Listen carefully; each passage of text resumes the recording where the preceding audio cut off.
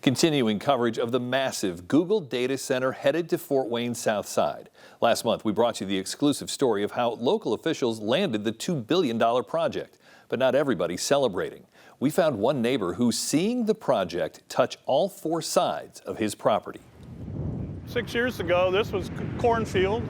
It's my retirement home. Spend the rest of our lives there. Chuck is not against development. He would gladly take a buyout. I'm not one to say, well, not in my backyard. That's got nothing to do with it. I'm just looking for fairness. But he doesn't understand the thinking of his new neighbor. Look at the size of my little square compared to all this. And you wonder why. Why didn't they just buy us out? The 880-acre campus is massive. It stretches from Tillman Road on the south, well past Paulding Road on the north, and from Adams Center Road on the west to the railroad tracks on the east.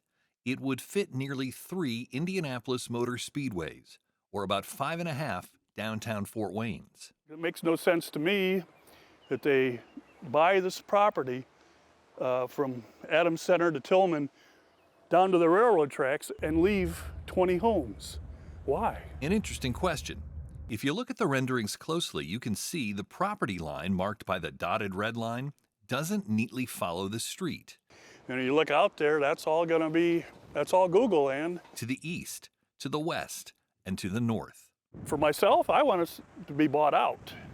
Let us move on and get out of here because my house, as of now, it's worthless. We asked Google, why not just buy all the homes inside the roads? A Google spokesman emailed, thanks for reaching out. We don't share the specifics of these decisions. Which brought up another question. They didn't give us a name of someone to talk to. If we had a problem, they didn't give us a phone number. We have no idea. So if my septic tank backs up or my well goes dry, who do I get a hold of? Because if that stuff happens, it's because of the work they're doing out back. But I have no idea who to call. This time Google was more helpful, giving us an email for the neighbors to use. They also said a phone number would be posted on the guard gate, but when we checked, the site manager said it was on the contractor's website. Chuck's final question wasn't for Google, but for the local developers who negotiated the deal. Well, you had the authorization that you could have forced them to buy us. You give them an offer here, we'll pass this as long as you take care of your neighbors. In other words, developers could have insisted Google spend another $5 million or so to buy out everyone who backs up to the project. The response? The city of Fort Wayne emailed back in part, it would be detrimental to our community's growth if city officials were to require a business owner to purchase additional land beyond what is needed to meet requirements.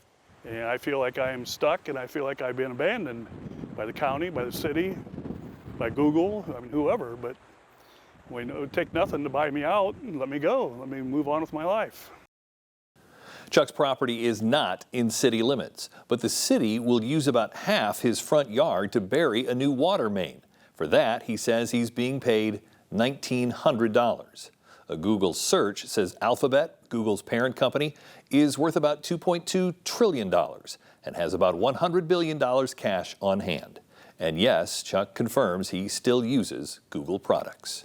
Dirk Rowley, Wayne 15 News.